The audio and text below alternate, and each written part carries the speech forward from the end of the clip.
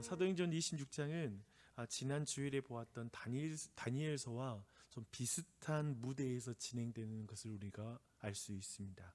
지난 주일 말씀 한번 생각해 보십시오. 모든 사건은 바벨론 제국과 페르시아 제국의 심장부인 궁정에서 그리고 그곳에서 진행되는 이야기임을 우리에게 알려주고 있습니다.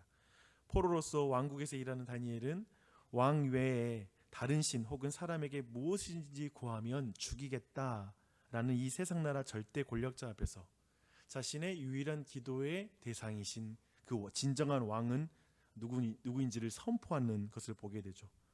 그를 고발할 거리를 찾는 이들이 그의 대답을 지켜보고 있다는 측면에서 다니엘서의 무대는 세상의 거대한 법정이라는 그런 생각이 들었습니다. 오늘 본문과 연결시킨다면 거대한 법정이라는 생각이 들었어요. 다니엘은 그 자리에서 하나님만이 나의 기도를 들으시는 진정한 왕이시다라고 선포하는 거죠. 다른 내 기도의 대상은 없다라고 선포하는 것이죠. 그리고 불의하게 사자굴에 던져집니다. 그러나 하나님의 보호 속에서 살아나죠. 그렇죠? 그의 생명이 보존됩니다. 모든 사람이 볼 때 사자굴에서 걸어 나오는 다니엘의 모습은 마치 무덤에서 걸어 나오는 사람처럼 비춰졌겠죠. 그런 놀라운 역사를 경험합니다. 근데 오늘 본문의 무대도 비슷합니다. 바울은 가이사랴에 위치한 로마 총독부 법정에 섰습니다. 이 세상의 법정을 한번 생각해 보십시오. 원고와 피고가 있고 시비비를 가리는 그 재판관이 그 자리에 있습니다. 아마도 그 자리에 있는 모든 어떤 피고와 원고는 승소를 위해서 최선을 다하겠죠. 원고가 만약에 자신을 죽이려고 기소를 하고 있다면 피고는 살기 위해서 최선을 다해서 자신을 변호해야 되는 게 바로 법정의 그림이고, 그 법정에서 재판관은 가장 큰 권력을 가지고 있다라고 우리는 생각할 수 있습니다. 근데 1절을 보니까요, 이런 전형적인 법정의 구도가 그대로 나옵니다. 아그리빠가 바울에게 이르되 너를 위하여 말하기를 내게 허락하노라 라고 이렇게 말합니다. 바울은 수동적인 자리에 서 있습니다.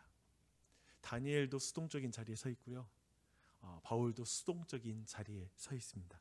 근데 바울은 이제 2절부터 5절까지 자신 전체 재판관 앞에서 자신을 소개하고 그리고 그들에게 인사하는 것을 보여주고 있고요. 6절에서 8절에서 유대인들이 자신을 기소하고 있는 그 내용의 핵심을 말하고 있습니다. 기소하는 내용의 핵심이 뭐냐면 유대인들이 간절히 바라고 있는 하나님의 약속과 관련이 있다라고 이렇게 말합니다. 바울은 부활하신 예수님이 유대인들이 그토록 바라는 그 약속이다라고 이렇게 성취이다라고 이렇게 말합니다. 8절입니다. 당신들은 하나님이 죽은 사람을 살리심을 어찌하여 못 믿을 것으로 여기나이까? 라는 게 이 앞에서 이 기도의 내용의 핵심에서 먼저 이 주제를 다루고 가요. 이걸 왜 못 믿을 것으로 여깁니까? 라고 이렇게 말하죠. 이렇게 말하고 나서 바울은 이 재판정을 제가 볼 때 이제 약간 간증장으로 바꿔버립니다. 예배당으로 바꿨다라고 말할 정도로 이제 그의 내용들을 한번 주목해 보십시오. 그는 자신이 이제 살기 위해서 변호하는 것이 아니라 자신을 위해서 죽으신 예수님을 증언하는 그 장소가 이제 되는 것이죠. 그리고 부활하신 예수님을 증언합니다. 간증 집회가 거의 시작돼요.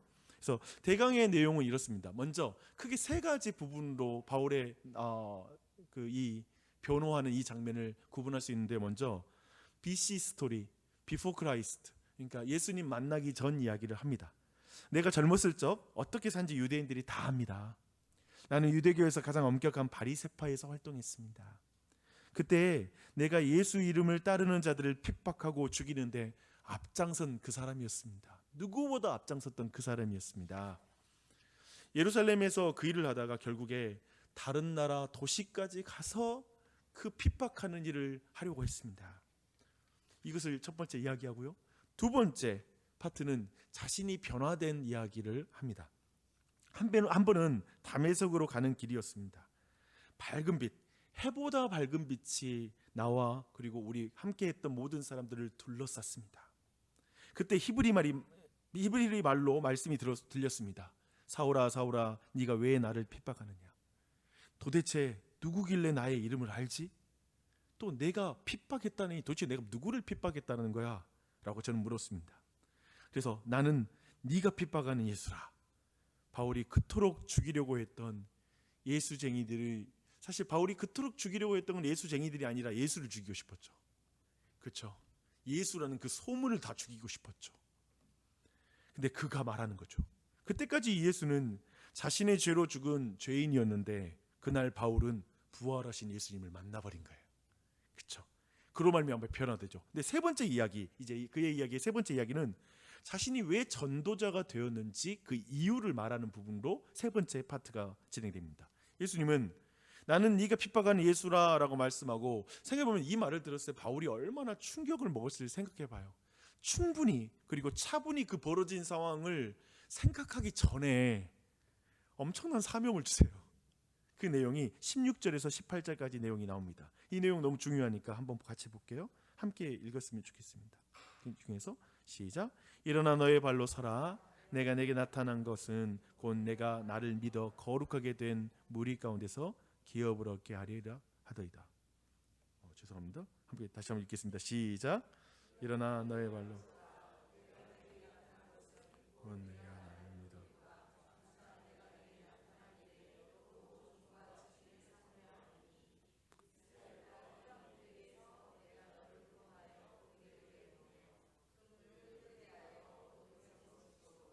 그곳에서 하나님께로 돌아오게 하고 제 사람과 나를 믿어 거룩하게 된 기업을 얻게 하리라 하더이다.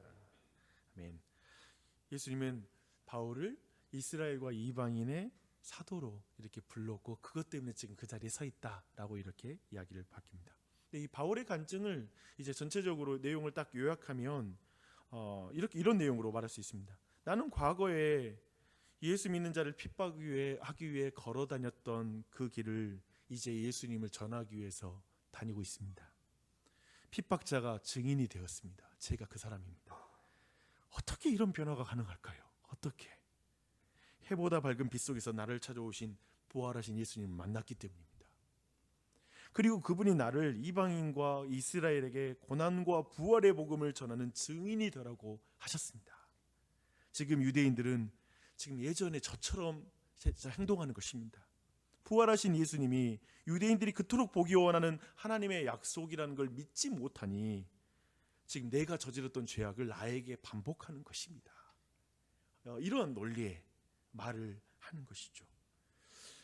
대화가 점점 진행되면서 재판장에 있는 최고 권력자들은 지금 이 모든 일이 죽은 자의 부활이라는 말도 안 되는 그런 이야기로 진행되고 있다는 걸 이제 눈치채고 미친 소리라고 생각하면서 말하는 사람이 나옵니다. 신임 유대 총독 베스도가 크게 소리를 외칩니다. 바울아, 내가 미쳤도다. 내 많은 학문이 너를 미치게 한다 라고 말합니다. 아직까지 사람들은 바울이 그곳을 지금 법정이라고 생각하지 않는다는 걸 눈치를 못 채고 있어요. 그렇죠? 지금 모든 법정에서 일어날 법한 일이 안 일어나고 있는 거예요. 그 상황에 지금 바울은 전혀 다른 관점으로 그 자리에 서 있으니까 다른 장소 생각을 모르는 거예요.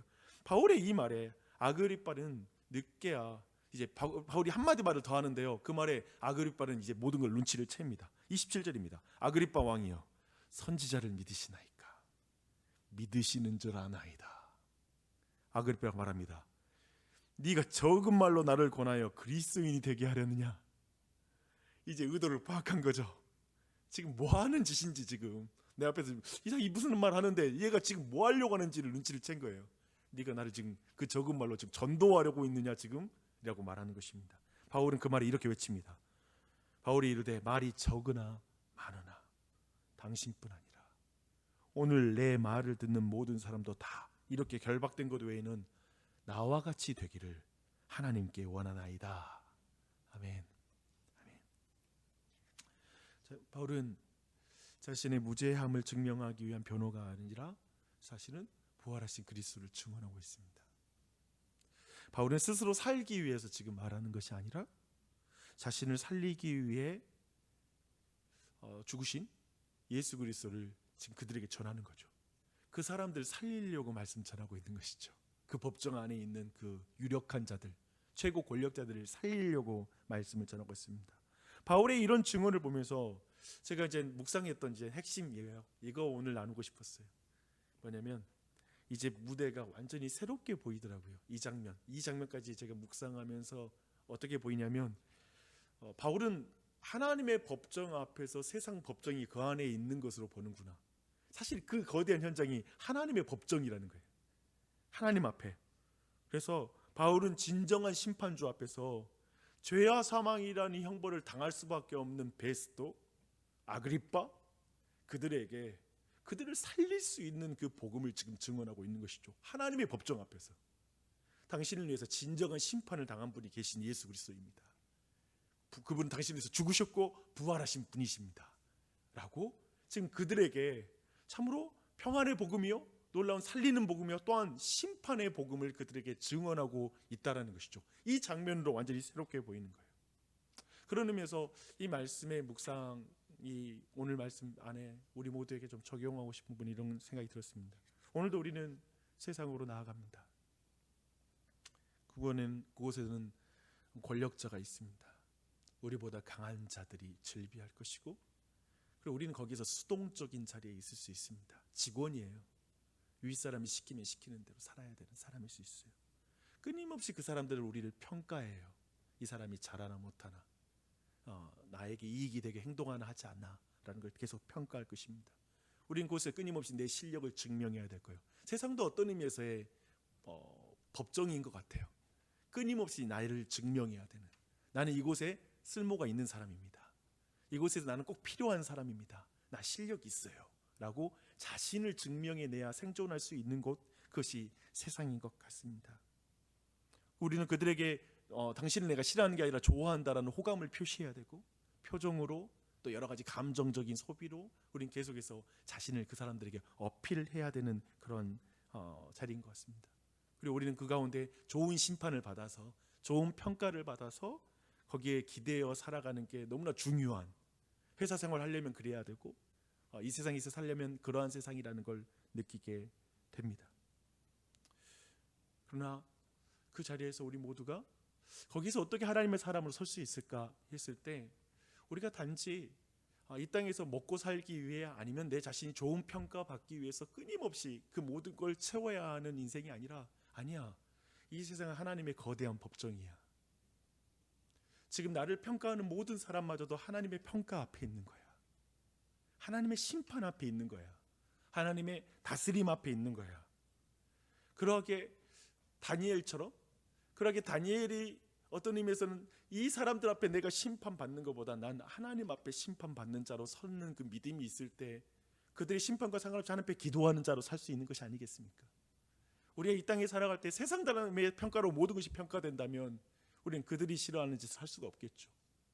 하지만 우리는 하나님 앞에서 서 있는 것이죠. 그래서 어떤 의미에서 이 세상에서 그들의 잘잘못을 우리가 하나하나 파악하고 그것을 지적하고 심판하는 자리가 아니라, 하나님의 심판 앞에서 예수 믿어야 됩니다. 이분 외에는 구원자가 없습니다. 당신을 위해서 죽으신 그 예수님을 만나야 됩니다 라고 은혜의 복음을 증거하며 그들에게 나아갈 수 있는 존재로 살아갈 수가 있는 것이죠.